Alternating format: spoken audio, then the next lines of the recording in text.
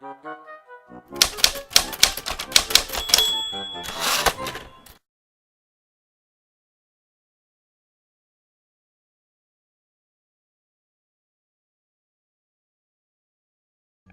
comecei a ser editor, vou contar uma história que talvez é meu sonho, mas ela existiu.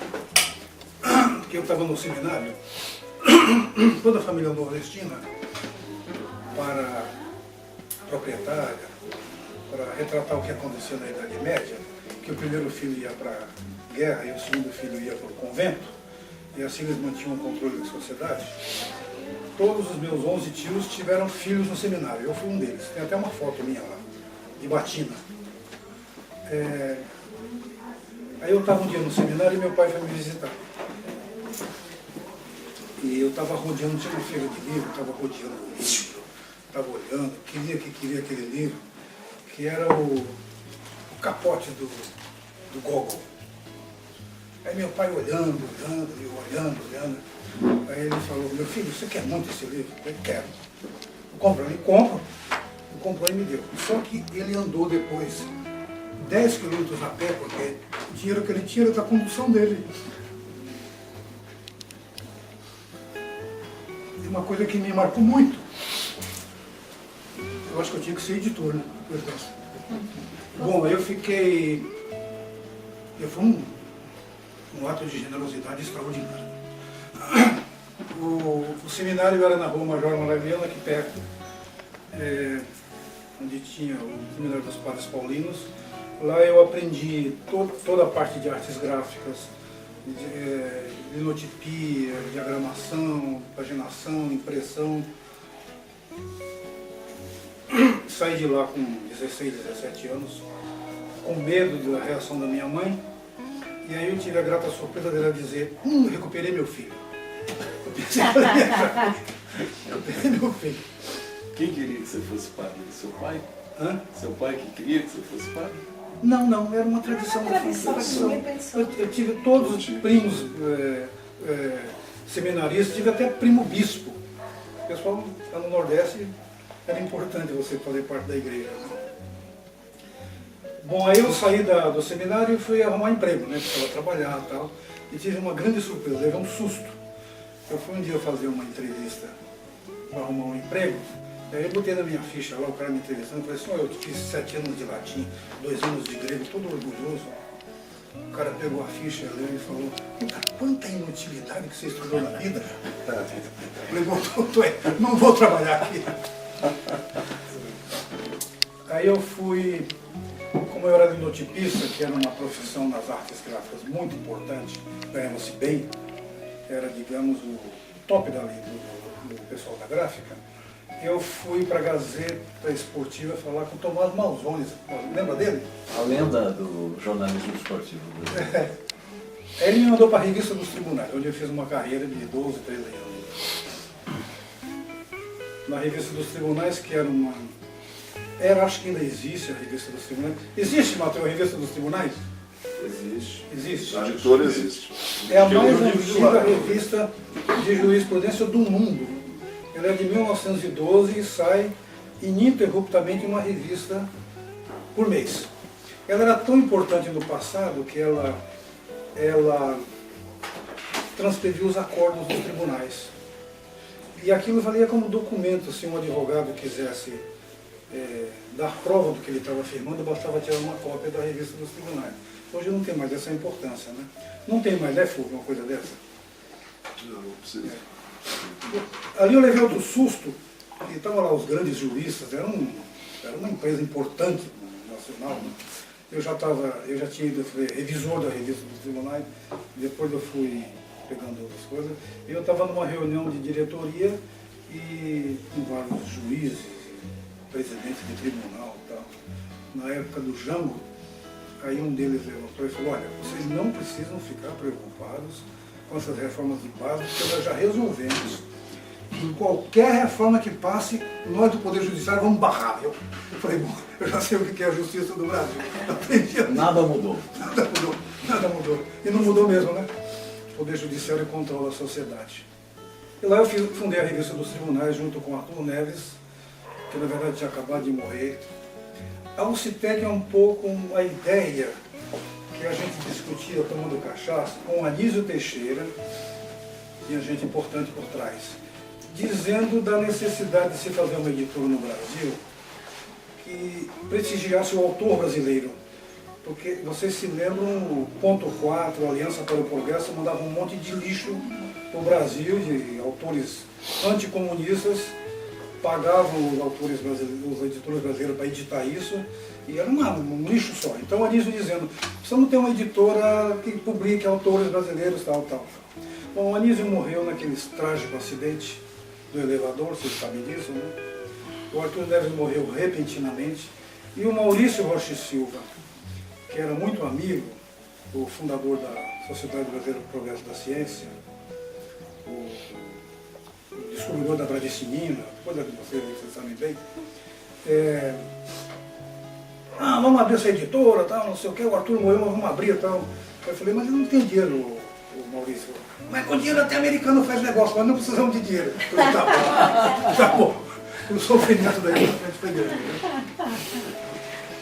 Bom, então a gente abriu a editora, o pessoal da revista dos tribunais me apoiou muito. Que ano foi? Foi em 71. Eu troquei meu fundo de garantia pelos 30 primeiros livros da editora e assim fomos tocando. Como é que vocês definiram qual seria, vamos dizer, entre aspas, o DNA da editora? Por onde ela ia caminhar? Que tipo de título ia ser publicado? Como foi essa definição do caminho que a editora ia seguir? Eu, especialmente, queria uma editora para a universidade. Esse nome UCITEC é Humanismo, Ciência e Tecnologia. Isso é coisa do Maurício Rocha Silva. Ele é que até queria que fosse limiar de ciência, de humanismo, ciência e tecnologia, eu tirei o limiar, né? Edição do seio. Edição do seio.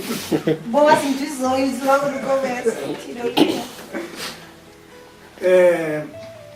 Aí nós começamos a incorporar, quando eu digo começamos, é o seguinte, a editora tinha como sócios o meu irmão, que era o capitalista, que entrou com 500 paus. Qual deles? O nome dele? Aquele que faleceu, o Fábio. Claro. 500 dinheiros daquela época. Daquela época, mas era pouca coisa. Não é fácil. O que era naquela época? Cruzeiros? Cruzeiros. Eu que tinha a pretensão de que eu tinha uma grande formação de artes gráficas e tal. O Maurício Rocha Silva não podia ser sócio, porque ele era professor não sei o quê, em tempo integral, tinha uma coisa que ele impedia dele. Então entrou a Hannah Rothschild, que ficou até recentemente, ela morreu faz pouco tempo, vocês todos conheceram e tal, uma figura excepcional. E o Luiz Dias, que era um uruguaio, que ia cuidar da parte gráfica, que ele não tinha documento, tinha entrado clandestinamente no Brasil, não podia assinar nada. E entrou a mulher dele, que depois veio a ser minha mulher, a Dalgisa Pereira da Silva, que teve um papel muito importante na editora durante um certo tempo, até falecer de uma hora para outra. Ninguém explica a morte dela até hoje, mas isso é outra história. Aí nós chamamos Nós criamos a revista Debate e Crítica, que foi uma revista importante, porque a gente já tinha no corpo editorial o Florestan, que era uma espécie de editor geral, tinha o José de Souza Martins cuidando de Sociologia, o Fernando Novaes cuidando de História, o Fernando Peixoto de Teatro, o pessoal de Estudos Rurais era o Orevaldo Queda, havia um corpo editorial já, e a gente criou, com base nesse corpo editorial, a Debate e Crítica. Não é? E o propósito era isso, fazer uma editora de livros universitários, me levando um pouco naquela ideia do Anísio Teixeira, né? Uma editora para a universidade, publicando autores brasileiros. E nós publicamos só autores brasileiros durante muito tempo. Raramente a gente publicava um autor estrangeiro. Publicamos o Kaleski, em Economia, o Bakhtin, tinha que publicar o Bakhtin, porque se não publicasse o Bakhtin, a área de linguagem ficava... na linguagem, o diretor era o Carlos Gold, que vocês todos conhecem, foi reitor de vocês lá. Então isso aí, Florestan disse que eu tinha uma habilidade muito grande de escolher auxiliares, Então fui tocando o barco. Esse pessoal aí. Ô Flávio, eu já ouvi uma história que além de autores brasileiros, a editora foi criada para publicar livros que seriam censurados, não seriam publicados pela ditadura, não seriam publicados em outras editoras. Eles publicaram vários livros de Marx, do que fazer. Mas teve aquela história, né, que a gente publicou, aquela história saborosa, que a gente publicou o Partidão do Moisésinho, né? E o Goberinho do Couto Silva ligou para a editora e falou: eu quero esse livro aí do Partidão. Falei: ministro, um livro comunista, do comunismo, assim, meu filho, precisamos conhecer o pensamento da oposição. Eu quero esse livro. Ô, Flávio, como chegou a saúde, a editora? Pois é, vou falar já. Saúde é um capítulo muito especial. Eles censuraram a revista Debate e Crítica. Chegou no número 6 e eles disseram que não podiam mais publicar.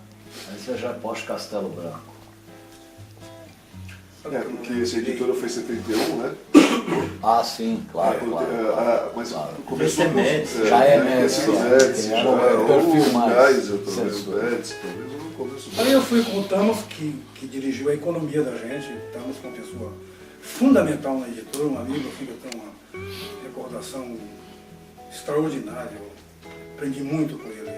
Era um nobre húngaro que ele era economista, tinha sido jornalista do Estado, tinha feito pós-graduação em economia nos Estados Unidos, tinha feito ciências sociais. Era uma figura extraordinária, conhecimento.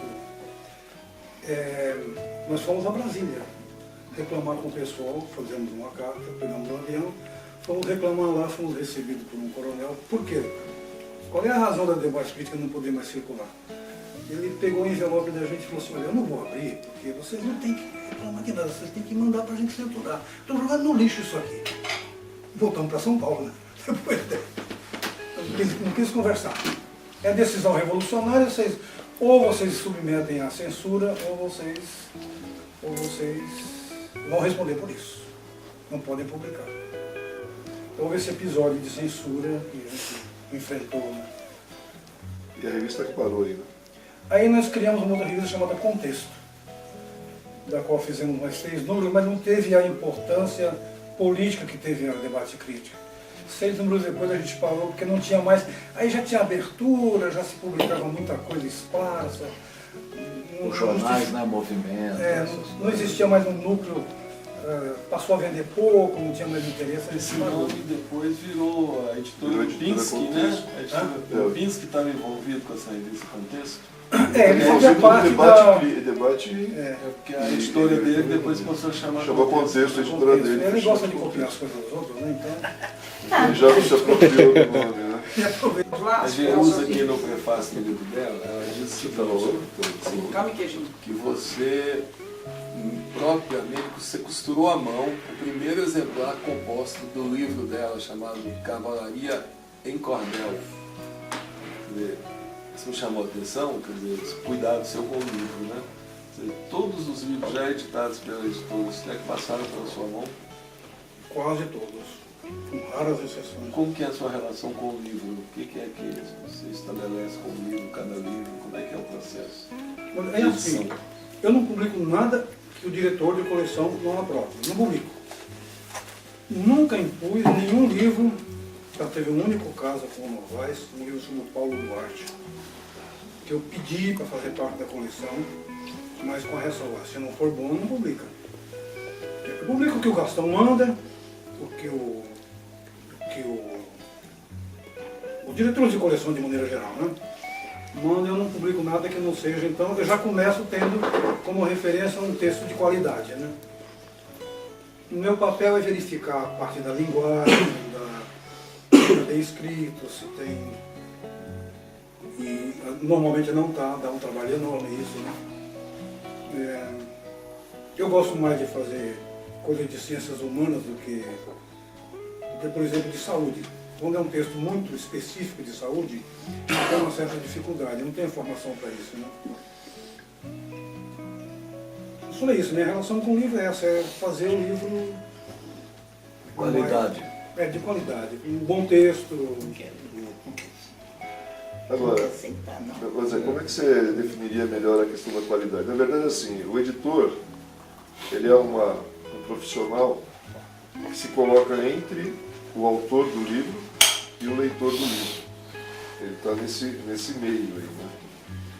E aí, muitas vezes, ele pode facilitar essa relação e, às vezes, ele pode barrar.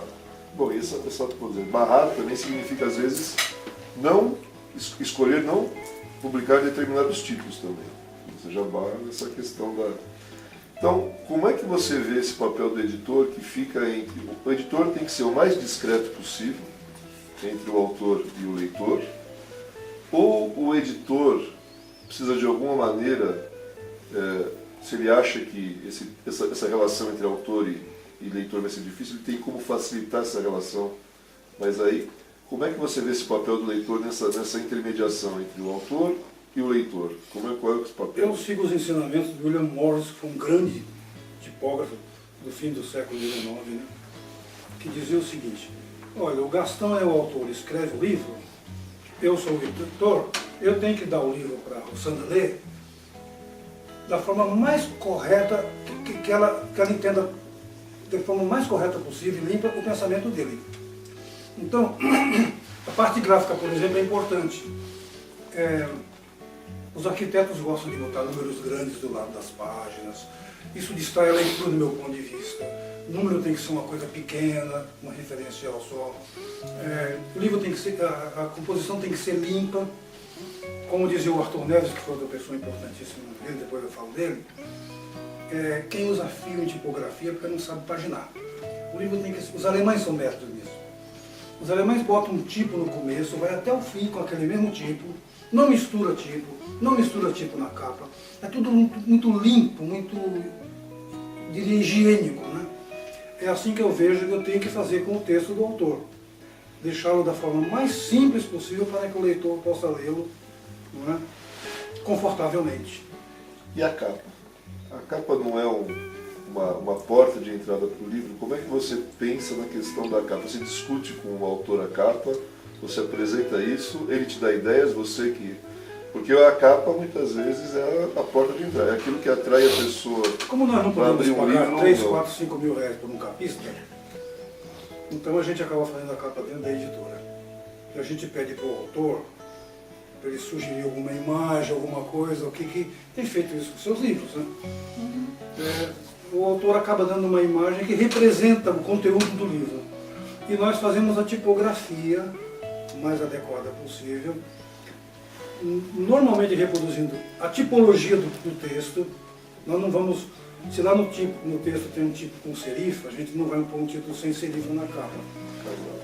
Fazer uma coisa que dê uniformidade. Como eu falei, eu adoro a tipografia alemã, que é muito competente, e é simples, não tem invenção de nada. O livro do começo ao fim é num tipo só, o número é uma coisa delicada, a nota de rodapé é uma coisa delicada. Como é que você vê a relação do editor e do censor? Editor com? Censor. Eles têm alguma coisa em comum? O editor e o censor têm alguma coisa em comum? O editor e o censor? Na medida em que o Uma editor... provocação total. Eu não tenho essa experiência. Eu não tenho essa experiência. Ele nem entendeu mesmo, nós não entendemos. Olha, Em outras palavras, você veta alguma parte do texto. Você do livro é que vem censor, pra você. não digo mais, a questão do título em si. Olha, o editor é aquilo que oferece ao público. O editor, ele faz essa ponte. Agora ele pode também, como colocou o cara, ser um muro.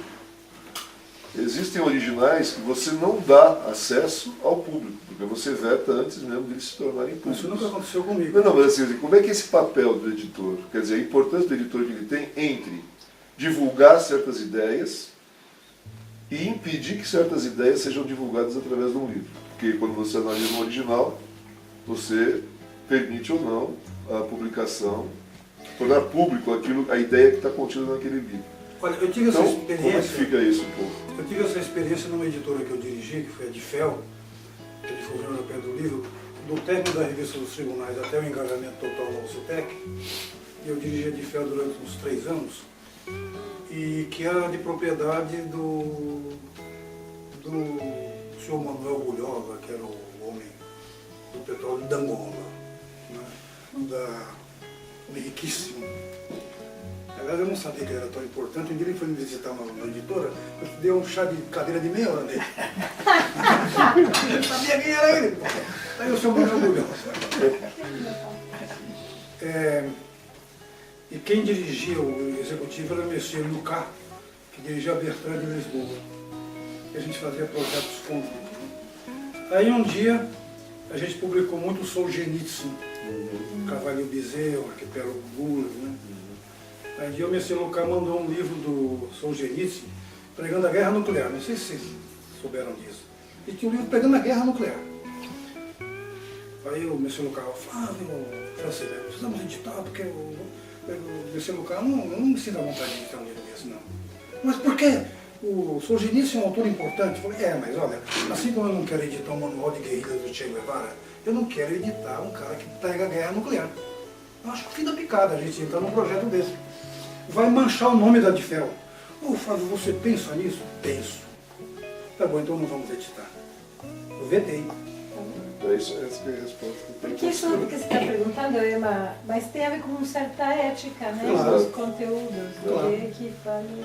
Deixa eu dar um testemunho aqui, que é o seguinte, o Flávio é um editor tendente democrático, tendente à democracia. E essa coisa dos diretores de coleção que ele fala, ele compartilha a decisão de se vai publicar ou não com pareceristas, com o diretor de coleção. Faz uma ampla pesquisa, Ele não é uma consulta. um autocrata, um editor autocrata, né? Então, Não, eu faço o que me mandam fazer. Os diretores de coleção... Justamente por isso que eu fiz essa pergunta, para você mostrar esse seu lado. Estamos com uma nova diretora de coleção aqui, viu? Ah, que ótimo. Muito bom. Com essa disciplina Antônio Lancetti. Então, agora, Flávio, diz uma coisa. Não sei se eu estou perguntando muito tempo. Né? O editor, óbvio, tem a sua convicção de mundo, a sua ética profissional. Como é que é aquela questão quando você publica um livro de alguém que não comunga da sua visão de mundo, mas é um autor de qualidade? Isso vai além da questão de você publicar alguém que está divulgando uma ideia da qual você não compartilha, mas é um autor de qualidade, é um texto de qualidade, e você, então, não, o público precisa conhecer esse autor, precisa conhecer esse livro, porque apesar de eu não comungar das ideias dele, são ideias interessantes a ser colocadas aí no debate público e tal. A minha formação foi filocomunista, nunca pertenci ao partido, mas o Arthur Nevero do partido, o Fernando Peixoto era do Comitê Central, sempre estive do lado deles, né?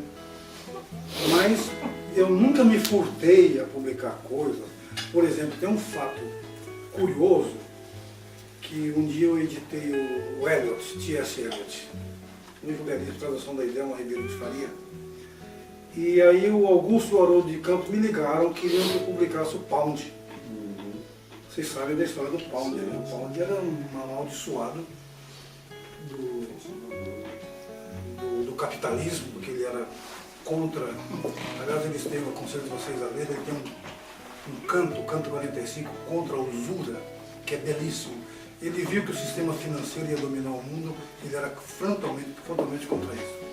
Ele foi aprisionado pelos americanos, mantido numa jaula em Granada. Ficou 12 anos preso nos Estados Unidos, em um hospital psiquiátrico, e depois de um movimento grande no mundo todo, ele acabou sendo impronunciado. Não havia... A gente estava comentando das barbaridades das guerras, né? E prendem um cara como o Pound, ele foi o maior poeta do século. O T.S. Eliot, quando fez o Wasteland, mandou o texto para o Pound opinar e mudar o que precisasse. O Pound mudou algumas coisas e o Eliot publicou do jeito que o Pound mudou. Quer dizer, o cara é um poeta... Bom, aí nós resolvemos editar os poemas do Pound. Aí o livro ficou pronto, eu sempre devo dar um exemplo. Dos seus livros mais bonitos. Dei um livro para o Florestan e ele falou, Flávio, eu não quero isso. Isso é um absurdo. Vocês editarem um livro como esse. Uma pessoa como essa. Mas professor, tá, não sei o quê. Eu tinha falado com o Ottaviani, né? Que foi grande amigo da casa. O Ottaviani falou, Flávio, não mistura qualidade com política. Se o livro é bom, faz, pô. Qual é o problema? Aí, bom, professor, o senhor não quer paciência, né? Passada uma semana ele falou, o meu exemplar ainda está disponível. Vê que os filhos macacos. Então publiquei coisas assim, publiquei um livro de memórias do José Maria Uita, que foi um cara de direitíssima, né? Nunca tive essa preocupação. Acho que qualidade é importante, né? Como é que eu vou me recusar? Eu editaria o Celine. Não caiu na minha mão, mas eu editaria. Literatura não tem que ter essa... Qualidade é outra coisa, né? A gente tem que editar qualidade. Ô Flávio, você falou que não editaria o livro sobre a guerra nuclear, assim como você não editaria o Guerra de Guerrilhas do Che Guevara. Sim. Por que você não editaria? Porque eu acho que são movimentos que não levam a nada. Eu acho que levam a morticínios, a um monte de coisa e não resolve os problemas. Eu acho que o diálogo é importante, né? A gente estava discutindo com o Marco Aurélio antes de vocês chegarem, fazendo uma retrospectiva das guerras, o que as guerras fizeram e o legado que elas deixaram. Isso é muito ruim. As pessoas começam a se vingar depois, começam a matar gente, não leva a nada. É selvagem. Fica selvagem isso. Mas eu acho que isso que ele está falando mostra, além do que o Gastão estava falando, que você tem um lado democrata, que você tem um lado pacifista.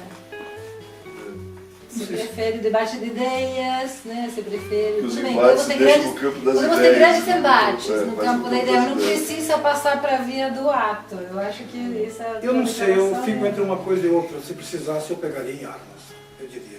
Se precisasse. No limite. Se a minha participação fosse importante, eu não teria problema de entrar. Eu não acho o bom caminho. Mas, em certas ocasiões, pode ser que isso seja necessário. Né? Bom, posso fazer uma pergunta? Claro, querida. Não, Eu estou ansioso pela sua pergunta. Não, que você sempre falou que você editou o Comandante Almeida, né, lá de Cuba, mas você nunca me falou como que você chegou aí. Almeida? É. Foi por causa do Marco Aurélio. Mas ele foi, vocês foram para Cuba, isso eu sei. O Marco Aurélio me levou para Cuba. Ah, E aí a gente acabou cubanos. ficando amigo do Hélio Dutra. Que Por isso editamos. que eu digo que ele vai ser o editor desse meu livro, porque ele conhece a história da editora em minúcias, né? Aí a gente ficou conhecendo o Comandante Almeida, ele ficou amigo, frequentava a casa dele. e você editou coisa dele. Juan. Hã? Você editou coisa dele, não editou? Editei 5 livros dele. A Que ano partir- foi isso que vocês foram para Cuba? Isso foi 87, 6 ou 7. Acho que eu fui 10 vezes lá, acho que foi uma metade desse caminho. É. O comandante Juan Almeida, além do livro, que é a tetralogia que conta a história, a prisão, o exílio, a viagem e a guerra, ele era compositor de boleros, os mais românticos possíveis. É uma coisa, Incrível, né? um homem de linha duríssima como político, não é? É. Visão dura, e compositor de boleros. Na vida... Eu achei agora, Flávio, a fita que ele me deu com os boleros, um cassete. E boleros assim, e ele tem uma coisa histórica, que é o Lupita. Lupita. Porque ele namorava no México, tinha que ser uma Lupita. Quando ele estava no né? exílio, né? E ele vai embora, deixa a Lupita, e era um relacionamento difícil, porque ele negro, a Lupita branca, e classe média, média alta, enfim, ele compõe essa música, segundo nos contou, na viagem. E é uma coisa na personalidade dele extraordinária, né? Porque assim, chegou o Che Guevara, né? Aí que endurecer. Sim, Você sim, interpreta Vai assim. ternura. A propósito, essa frase é de um jesuíta, viu? Que o Che Guevara se apropriou dela. Ele é um jesuíta? De um jesuíta. Olha, Forte ter em ré, suave ter em modo. Ah, ele se apropriou dela. É. Michel. O Cláudio Aquaviva, que era o superior dos jesuítas. Forte ter Esse em ré. livro de 91, você dizia o seguinte, que a editora nessa época vivia do fundo editorial, quer dizer, de reedições, né? Primeiro, segundo e tal. E nessa época você dizia o seguinte, a situação da editora hoje está consolidada, permite a volta do capital investido. E hoje, vive do fundo, como é que é a situação? Não, hoje não vive, porque um capítulo trágico das relações editoriais é que as livrarias não gostam das editoras. Né? A livraria não vende mais livro. A livraria Cultura, que vocês sabem recentemente o que aconteceu, ela, por exemplo, a livraria Cultura que é emblemática, ela não paga ninguém. Ela quer 55%, ela quer 90 dias para pagar e paga quando o arcebispo mandar, né? Você liga, não temos previsão. E recentemente amealhou dinheiro para comprar, acabou de comprar. A operação da FINAC. Compraram a FENAC inteira. Comprou foi nós. Economizando o dinheiro que tinha que pagar para a gente, né? Certamente, desculpe, eu não sou como é que se fala? Não tenho preconceito contra, mas as editoras judaicas recebiam sempre. As editoras judaicas têm 30% de desconto no papel na Companhia Suzano. Quer dizer, é uma coisa desleal, né? E a gente que não é judeu, a gente com um pouco de água amassou. É verdade. É vingança histórica. É verdade isso, entendeu? Não tenho nada contra isso, tenho amigos judeus, gosto de vários. A Hannah era uma judia e tal, se dava muito bem, mas é difícil essa concorrência, viu? Uma coisa. Então você não consegue receber o que você vende. Então esse fundo editorial fica. A gente está sempre procurando formas de financiamento para poder tocar a editora. No passado a gente tinha um faturamento normal, entrava dinheiro, você podia ir fazendo coisas. Hoje não tem. Não tem reserva de capital na editora hoje. Não tem. Como associar essa questão de um projeto cultural? Porque a UCITEC ele se negou desde o início, ao meu ver, né? Vocês conhecem bem mais editora do que eu, porque estão lá há muito tempo, se negou a ser uma editora comercial. Sempre, isso acho que foi um dos pilares da UCITEC, não ser uma editora comercial. Qual é a dificuldade de você não ser uma editora comercial e continuar fiel ao seu projeto editorial? Que dificuldades você tem de ser? Olha, é o seguinte, é minha, vou chamar de garra, eu amo isso. Eu fui casado 5 vezes, estou na 5ª, felizmente, definitivo. Feliz da vida. Quinta e última, primeira pra sempre. Essa senhora que está aqui falou, olha, é a última, hein? Senão você vai ver, viu? Eu tenho uma amante, viu? Falou Porque fica claro que eu tenho uma amante. Quem é? Que é editora. Citec. Editora. É a E editora eu quem Citec. diga. Então eu... Quantos sábados eu fiquei sem fazer nada, que assistir televisão, porque tinha que trabalhar. Então eu trabalho 24 horas por dia para ela, penso nela 24 horas por dia. E é claro, obviamente claro que se não fosse o apoio dos diretores de coleção e dos autores, ela não teria sobrevivido. É muito importante isso. Eu sempre tive deles a maior ajuda possível. Sabe, o Gastão, quando manda um projeto para a gente, às vezes ele manda um projeto que já tem um financiamento, que vai entrar com um dinheirinho da FAPESP, isso tudo ajuda a gente a ir tocando o barco, né? O Gastão e outros diretores de coleção, né? É o que eu escolhi para ser, eu não quero ser diferente, eu não quero ser uma editora comercial, ter que subornar. Nós contratamos um dia, na época da Borgia ainda, contratamos um super vendedor, um aluno do tal Citec, os píncaros da... E o cara veio, o Arri, veio, não sei o que, tal, fez umas incursões lá em Brasília para vender para o Ministério, não sei o que e tal, e chegou para a Daulisa e falou assim, preciso de um cartão de crédito. Eu falei, não, porque eu preciso levar a mulher tal para o motel, a diretora não sei do que faz a compra, ela não, pera um pouco, isso é o jeito de você vender? Não queremos não. Porque é tudo, desculpa, na putaria. Não dá, né? Não vou entrar num projeto desse, né? Assim como não entro numa coisa, os americanos chegarem com um caminhão de dinheiro para fazer um livro que interessa para eles, não quero vender livro desse jeito, né? Mas se vende livro desse jeito. Claro. Você faz desse jeito. Negócio, mas faz negócio desse Eu jeito. não sei fazer isso, eu não... Aliás, voltando a essa questão dos americanos, pelo que eu vi ali, quer dizer, vocês tinham uma oferta de publicarem livros de autores norte-americanos sem nenhum custo, né? Ou brasileiros, né? E vocês recusaram isso porque não haveria controle sobre os autores que seriam publicados. Né? Queria que você falasse Não, e autores brasileiros. O que é o comunismo? Como combater o comunismo? Os 7 pecados do comunismo. O comunismo não sei do quê. Esse que eles queriam que a gente publicasse. Eu falei, não, isso não vou publicar. Livro do Edgar, oferecendo um do Edgar Hoover para a gente publicar. Sim. Quem publicou foi o Gomercindo Rocha Dória, que é um grande amigo, mas ele gosta disso, né? Eu não gosto. Sabe a GRD, vocês conhecem essa editora? Que é uma figura extraordinária, foi quem introduziu a boa ficção científica no Brasil. foi quem descobriu o Rubem Fonseca, Nélia Gavignon. Está vivo hoje, continua publicando coisinhas e tal, mas essa coisa dele ter ficado com essa turma de ultradireita foi ruim. Ele ficou tudo comigo porque eu editei o Pauli, não ele, né? Você não tinha... Ô, Flávio, e o capítulo Mandacaru?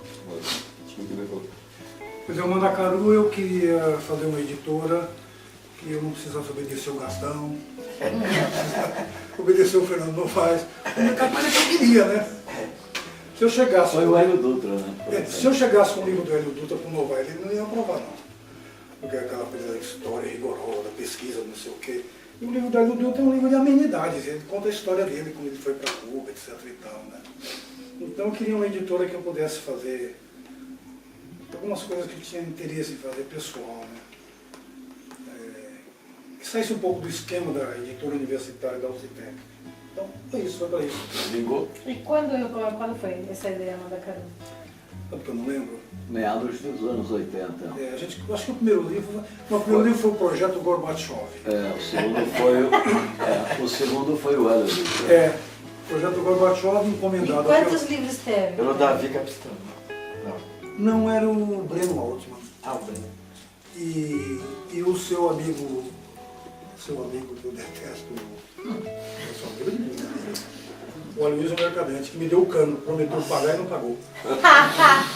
Todo anunciado. Mas quantos livros você editou para Mandacaru, você lembra? Eu acho que uns 40, 50. O Mandacaru entrou também esse desejo de publicar os clássicos também, né? Os clássicos gregos e latinos também, né? Acabei publicando pelo UCTEC. Você publicou pelo Pelo Citec. Citec, é. Pelo Citec. Mas não... Está meio parado, isso eu quero retomar, viu? Eu tenho uma ideia, na coleção do Fernando, de história, de publicar autores gregos e latinos que tenham a ver com história. Os 12 Césares do Suetônio, da Guerra Gálica do César, e pedir para um historiador fazer um ensaio introdutório, situando essa coisa do ponto de vista da história, né? E não o texto simplesmente. Acho que eu vou desenvolver esse projeto. Eu enumerei aí uns 50 tipos de autores gregos e latinos, Guerra do Peloponeso, história, antiguidades judaicas, tem um monte de coisa aí importante. Eu gosto de... Eu estudei latim e grego, né? Então eu tenho essa mania de Ô, Flávio, fazer essas inutilidades. fala para nós, porque eu acho que tem gente jovem na sala, isso é importante. Assim. O que você acha que isso é importante hoje, no Brasil 2017? Bom, eu acho que o Brasil está, depois de 64, emasculado o país, né? Acabaram com a cultura, com a educação, com tudo. Eu acho que eu sou o último a bem serragem dessa coisa. Vou lutar isso até o fim, que é o que eu sei que fazer. Eu acho que é importante. A pessoa que está na editora agora, para quem eu dei a metade da editora, a outra metade fica para minha filha, se ela quiser um dia trabalhar lá, ela tem o mesmo espírito desse tipo de luta, de fazer qualidade, de não se prostituir, etc. Então, acho que a gente tem que fazer. É o que eu sei fazer, né? Eu acho que é importante que alguém no país, eu e outras pessoas, vão fazendo isso, né? Isso tem que medrar um dia, né? Tem que vingar. Uma responsabilidade, vamos dizer, É. social da editora, Exatamente. com A a editora tem uma elevação do responsabilidade grau de política, civilidade, de intelectual, civilização do Brasil. social, né? Você está falando isso? E para você é claro isso. Claríssimo. Explica isso para nós, então. Explica esse isso para nós, desenvolve um pouco. Você está falando assim, isso, tem que fazer isso o quê? Tem que fazer qualidade, tem que fazer bons textos.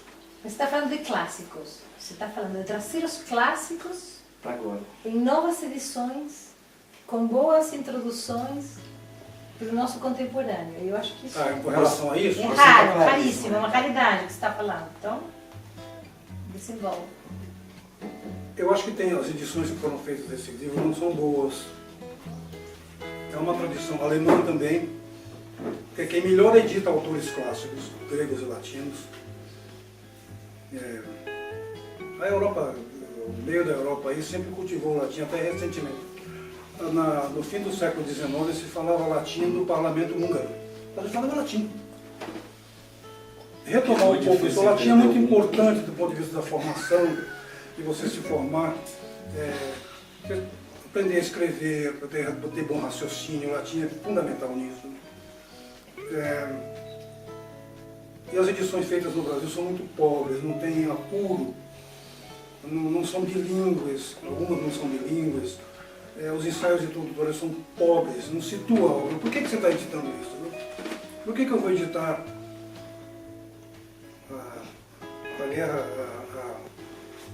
a Guerra do Peloponeso? Por que eu vou editar isso? Porque é um texto fundamental para a história da humanidade. Você que gosta de guerras tem que decorar esse livro. Agora, como é que isso aconteceu? Como é que se deu isso historicamente? Qual foi a razão? O que está por trás dessa guerra? Quais eram as relações dos povos gregos, etc. e tal. Então isso tudo não está bem especificado nas edições que foram feitas, né? Eu queria fazer uma coisa que marcasse uma postura editorial mais responsável, mais completa, né? Não é editar simplesmente, né? O que é editar simplesmente? Pegar o texto, que já está traduzido, publicar e vender. Não acrescenta muita coisa. O que significa esse texto para a gente hoje? Por que foi escrito em 500 a.C. e hoje é um texto válido? Não é? E como você faria isso? Através de um autor convidado? Ensaios introdutórios, com anotações, com fartas anotações, situando cada coisa, né? Dizendo da importância do texto no mundo de hoje. O que significa você estudar latim hoje, né? E todo mundo diz que é muito importante, mas é claro que ninguém, as reformas educacionais não contemplam isso, não sei porquê, né? Mas tinha, Na né? Unicamp não tem mais professor de latim. Departamento de Línguas, da suposta agora melhor universidade no último ano, não tem mais professor de latim. Eu acho que eu fui a última geração que pegou na escola. Tive latim no ginásio todo. Você pegou fogo? Você pegou latim? Peguei. Tinha uma peguei iniciação também. latim lá na USP. Pegou, Gastão? 2 anos, os 2 primeiros. 2 Eu anos nunca já tive. tinha. Na USP, Peguei tinha Mas na universidade. Eu tive na Eu ligava por faculdade. graduação. Na Argentina não se Não usa? tinha, quando não, na época Eu tinha no que eu peguei, ginásio, não uns tinha. 4 Quando anos eu de tinha ginásio. dúvida com coisas que queria entender, eu ligava na época do pai do Gastão, meu sogro que era juiz, e tinha latim, e ele me dava todas as... Lembra? Ligava pro teu pai e falava assim, seu Mauro. Agora, como é que é ser um editor no Brasil e encarar... Desculpa, só para Não, completar. fala. Não precisa falar qual é a importância do grego, né? Na formação do domínio do português. Né? Sim. Cada palavra que você fala tem uma origem grega, né? Mas qual é a sensação do editor, não é uma editora como a Ocitec, de ver que os anos vão passando e o grau de leitura no Brasil continua tão baixo e os jovens de hoje leem tão pouco? É um pouco a sensação de fazer porque eu tenho que fazer, mas a expectativa em relação àquilo que as pessoas vão absorver do seu trabalho, pelo menos nesse momento, não é aquilo que você esperaria. Quer dizer, como é que causa uma certa frustração você produzir um livro e você imagina que a juventude Não talvez fico não frustrado, eu leia faço a minha mais. parte, viu? Você Não vê conhece a isso? história da formiga e do elefante e tal? Aham. Do passarinho? Do incêndio na floresta. Do centro da floresta? Do beija-flor, O passarinho que falou, joga. eu faço a minha parte. Aham. Faço a minha parte, né? Eu aprendi isso, sempre gostei de leitura desde antes de entrar no seminário. Faço aquilo que eu gosto, né? Eu acho que também tenho sinto prazer nisso. Se isso não está tendo repercussão, a responsabilidade minha é relativa, né? A minha responsabilidade maior é fazer aquilo, né? Eu faço do melhor jeito possível. Deixar disponível às pessoas para que Exatamente. elas tenham essa possibilidade. E a questão do livro digital? Você como editor, o que você pensa da questão Eu do tenho livro? Isso dúvidas muda a respeito disso. muito? Eu tenho dúvidas a respeito disso. E nos Estados Unidos isso está caindo. No mundo inteiro, né? No mundo inteiro. Você sabe o que é isso? Está crescendo muito. Era 0,5%, agora está 1%. Em 100%. O que é isso? O que representa isso? Você acha que isso não é um meio de difundir mais para o pessoal que tem mais habilidade, mais interesse nesse meio digital que é a juventude? Eu Isso acho não vai que ajudar em nada. Eu as acho que pessoas isso tudo lerem mais começou ou com não. Platão, viu? A plataforma não vai diferenciar. Platão era contra a escrita. A gente devia decorar as coisas. a escrita passou a representar uma diminuição, não é? Aí você vai para os tempos modernos, o teatro, quando apareceu o cinema, bom, acabou o teatro, né? Não, as maiores peças de teatro, fora o Shakespeare, aconteceram depois da televisão. Sim. Aí veio o videotape, acabou a televisão. Não, não acabou não. Isso tudo são mídias, são meios de você... Tudo bem. Nós estávamos falando um pouco antes de vocês chegarem. Às vezes você tem um livro nas duas formas. Eu viajo muito, então eu tenho 100 livros num Kindle, que uma boa parte deles eu preciso tê-los, pegá-los fisicamente, mas para viajar é maravilhoso. Claro, você carrega um Carrego. cantinho assim e leva para o seu livro. Mas a questão da manufatura do livro, né? Muda muito o meio Essa digital. coisa da mídia acontece na saúde também, sabia? Não sai até que saiu ressonância magnética, vai acabar tudo. Não, continua. Não, é questão de que as coisas são muito Cada um compatíveis, tem são uma exclusivas. função, tem um Tem lugar. cada um tem- tem uma função. É melhor ter ressonância, é melhor ter o Kindle, o E tem eletrônico. uma relação Agora, o livro não vai amorosa com o desaparecer, o objeto cinema. também, livro? Eu tenho. Livro tem uma relação amorosa. Tem Tem, gente que cara, se é um gosta. prazer Eu gosto tanto de abrir um livro novo, sentir o cheirinho de você. E ver o Quando o livro é muito velho, você pensa, gente, por todos os lugares que esse livro andou e a mensagem continua aqui. Mas é bom você abrir um livro, às vezes, de alguma Amoroso, marcação no meio, de alguma coisa que você escreveu, ou de algum bilhete que você esqueceu ali no meio, ou de alguma coisa. Né? Você tem uma relação Eu gosto de livro com objeto. que é... Né? Estávamos livro falando precisa disso, ser, né? Ele A tem que minha ser primeira crítico. mulher era motorista do Jorge Amado aqui em São Paulo, quando ele vinha, né? E se encontrava de vez em quando. Ô Jorge, quem faz melhor livro seu que ele tem no mundo inteiro? Alemanha Oriental. Jura que faz? Alemanha Oriental, os livros mais bem feitos. O do pessoal que também achava isso. Eles não entendiam nada, mas faziam bem feito. Não, mas Aí ele, Maldade. ele me deu um livro da Alemanha Oriental, né? Uma beleza, um livro bem feito, rapaz. Tudo é bem feito nele. Daquilo que eu falava no começo, né? Não interfere no pensamento do autor, é bem impaginado, é bem... não sei o que foi. Gutenbergiano. E o livro de bolso? Como que ele pensa em qualidade, né? O livro de bolso é uma coisa interessante. Eu acho importante, porque você pode ter textos que com 100 páginas você resolve e você pode fazer num formato um pouco menor, baratear. muito barato. Barato. Já os ingleses eles né? As coleções de bolsos Então, ingleses são baratear. incríveis. Você não está fazendo um projeto com a filha do Steve? Não, isso é outra coisa. Eu tenho esse projeto, Mas não a filha do Liszt, ela me mostrou umas coisas que tem na Itália, livrinhos de 20 páginas. De 20 páginas. Pega um capítulo de duração aí, 20 páginas, um capítulo importante. E faz para vender a R$2, R$3. E na Itália pegou muito isso. Você faz uma brochura. Assim. É uma brochurinha de 20 a 30 páginas. Esse autor argentino, ela citou, e eu não lembro o nome dele agora. Então fazer poemas do Mário de Andrade, fazer coisas pequenas. É um cordel. É um cordelzinho, mais... Circulação.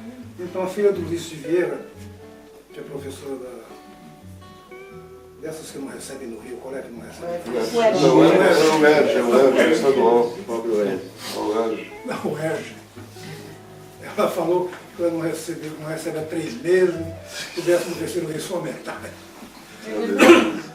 Ô Flávio, entrando aqui no capítulo da saúde, no Isso, livro fala da 91, saúde. Fala da saúde, Volta vai. pra você escreveu assim: em julho de 89, por ocasião de um congresso, lançamos 10 livros da área da saúde com textos excelentes, todos de boa aceitação.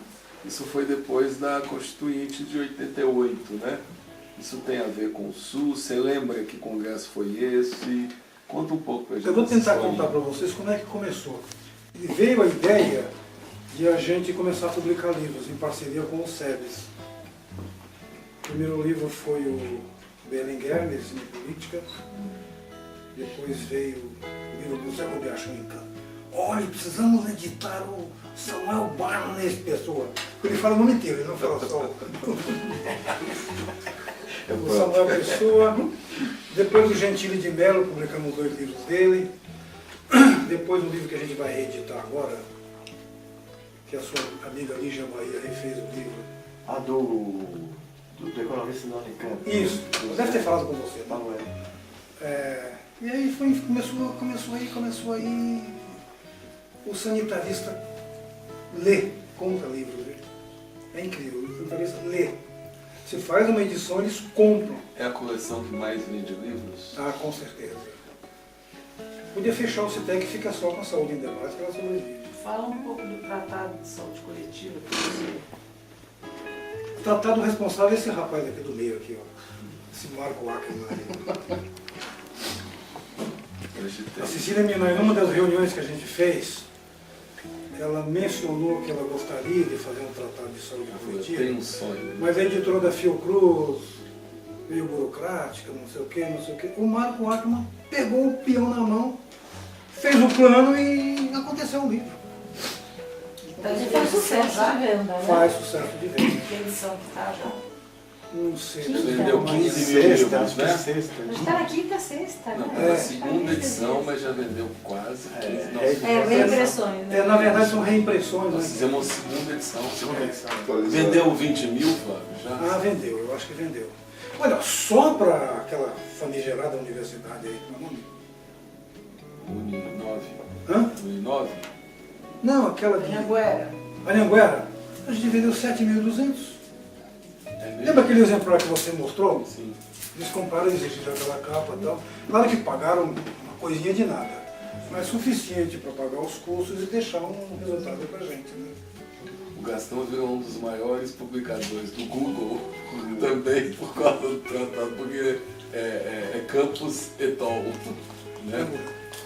E no Google ele é muito citado. Muito citado.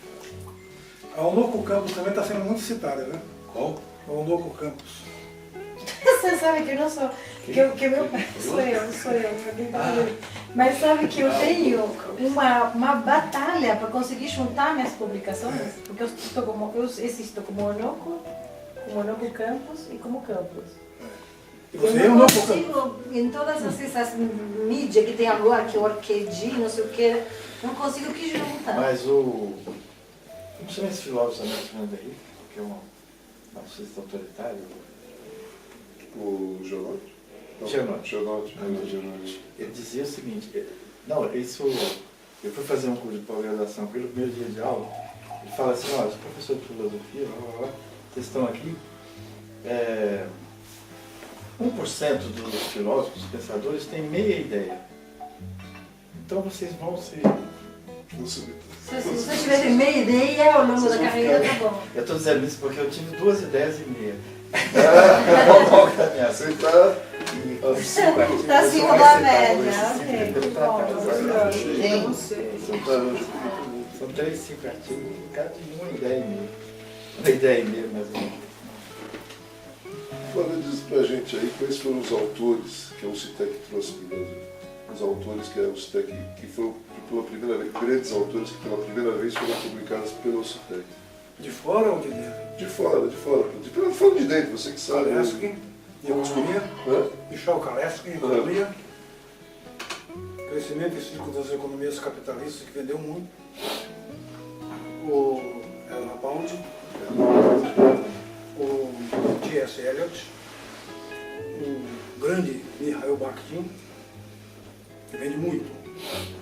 John Cage. John Cage, Marxismo e Filosofia da Linguagem, é o livro que mais vendeu na editora. Perdão. Qual é? Marxismo e Filosofia da Linguagem. Marxismo e Filosofia. Não, o livro que mais vendeu foi o livro do Tunico, Geografia Pequena História Crítica. Muito. Hoje está com outra editora. Tunico um dia chegou para mim, começou a reclamar, eu fiquei sem paciência, falei, Tonico, eu não vou editar mais você não. Eu tinha editado uns 10 livros dele, não vou editar mais você não. Eu falei, por quê? Você reclama muito, Tonico, você está só reclamando, tudo que você pede eu faço, então nunca eu não faço mais. Aí ele levou para a Ana Bruna e falei, você foi uma capitis diminuto, né? Não dá para comparar. Então está fazendo lá na Bruna. E os nacionais? E os nacionais, os grandes clássicos, que se tornaram clássicos no Brasil? Gastão. Qual o livro do Gastão, Dani? Que você citasse aí? Todos. Na verdade, é a obra do Gastão. Como clássico. Gastão. O Davi escreveu pouco, mas o que ele fez se vendeu. o Também livro tem da dois livros, Cecília, dois né? livros, Não está na né? 10ª edição. Do conhecimento, desafio do Sim, conhecimento. desafio A Cecília Binais, Desafio do Conhecimento, mas é o Berlinguer. único livro que a gente tem dela. Berlinguer você trouxe pra cá, não trouxe? Hum? Berlinguer, você também trouxe pra cá. Berlinguer. Tem Berlinguer e tal, tem mais. De fora, o Mário Tomazini, Mário Tomassinho. que uma vez falou, Flávio, precisamos editar esse livro é precioso, vai vender muito, não vendeu nada. Vai ser precioso. Mas, precioso. mas trouxe Não uma vendeu outra- nada, vai ser precioso. Não vai junto, né? Eu edito na frente. Mas os nacionais tem o Novais, Eu edito na frente porque são Novais. os esteios da editora. Portugal Eu e meto Brasil. tudo que ele gravou no livro dele, graças a mim, então, depois virou a cara. O que eu vou fazer? Então, Milton Aquela Santos, festa, uma das festas ele estava quando ele voltou, né, no Brasil. eu fiz um puta do jantar. Você foi convidado, né? Foi. Que o Novaes ficou bêbado. Chegou lá. Esse nada bom, era pra você oficial do Ah, ninguém mandou uma coisa normal. O Fernando chegou uma hora. Pá! Aí o Tunico foi levar ele.